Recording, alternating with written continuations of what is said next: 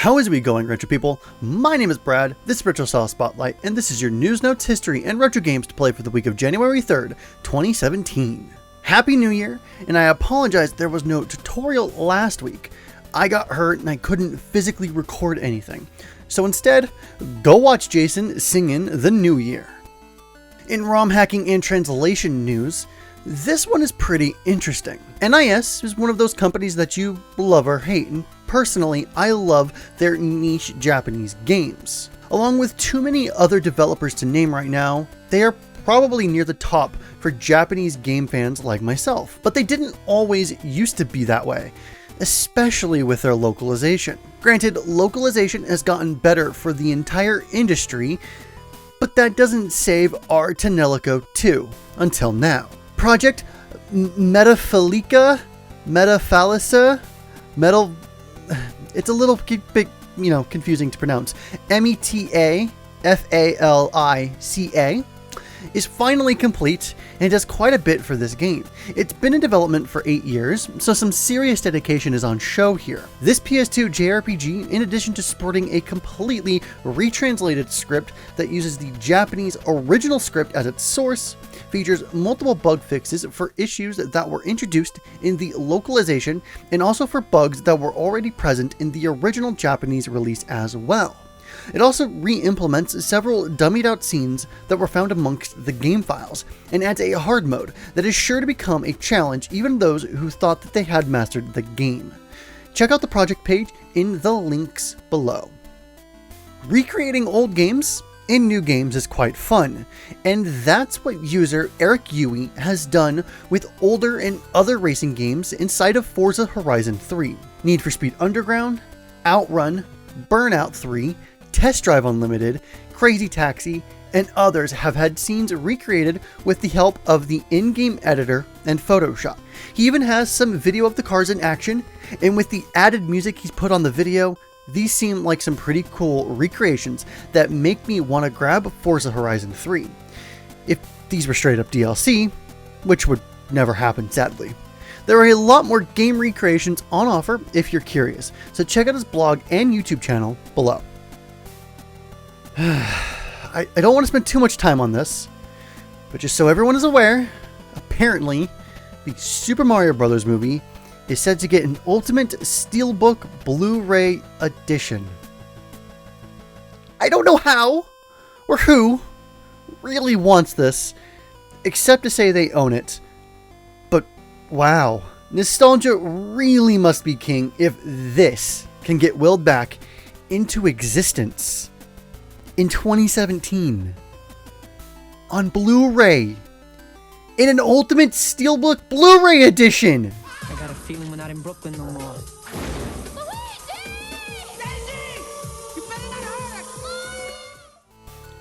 So subscription services are kind of, well, it's starting to get freaking annoying. I'll say that much. Well, granted, they are cool, and ideally you should pick the ones you'd actually like instead of feeling like you need to get all of them, but still, there's a lot of them, and I wonder how companies based on these stay in service. Quite honestly, I don't get the numbers, but this is a concern I have with a service that I just learned about myself, but admittedly, I am super interested in this one.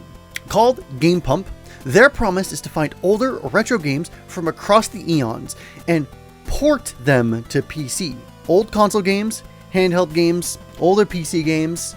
That's right, port. At least this is what the company is claiming they want to do.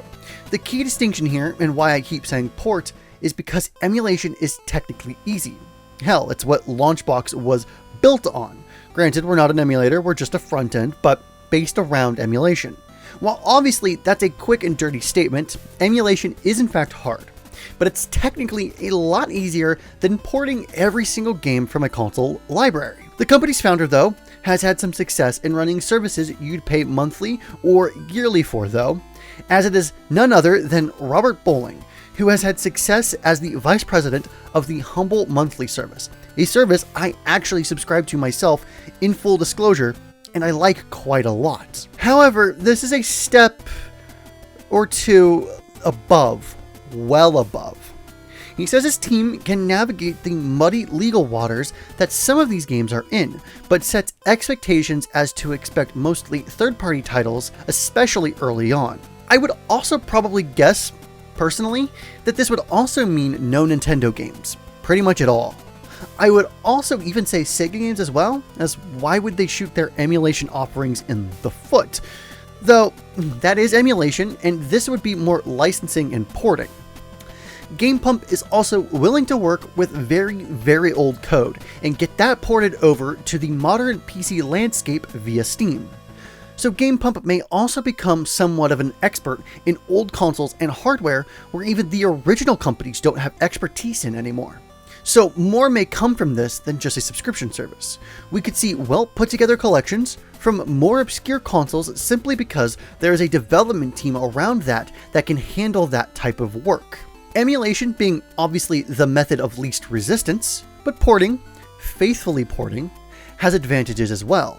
The current lineup of games is a secret currently, but Robert expects there to be a 95% focus on literal classic games, with 5% attention on modern titles.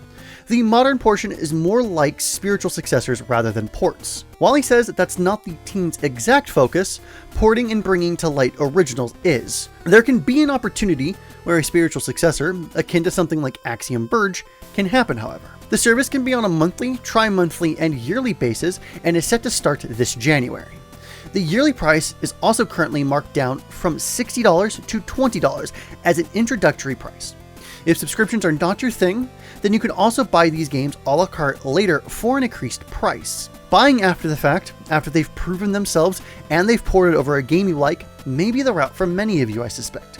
But at $20 for the first year, with a free game added in, that's $1.54 USD a title, and that is certainly a steal for a company with extremely lofty ambitions, and I honestly wanted to try and support them. I would also love to see a companion service where you can get these games physically, potentially at a reduced price if you're a subscriber for that month, but one step at a time. I'll be monitoring this very closely. I'm very interested in this. Money is really super tight right now, after we just financed a car, unfortunately, because the car broke, but I want to monitor this closely for you guys, maybe do some sort of a review type deal. Now it's time for Retro Remix Song of the Week, and this week's song is from one of my favorite games of all time, Dark Cloud on the PS2. Entitled Round the Bonfire and remixed by Kate Covington, or Kate the Great 19, it is a Celtic and folk arrangement of the Dark Cloud music, based on the Village Festival song. The original soundtrack is great, and this song does that game's music justice. Links below, as usual.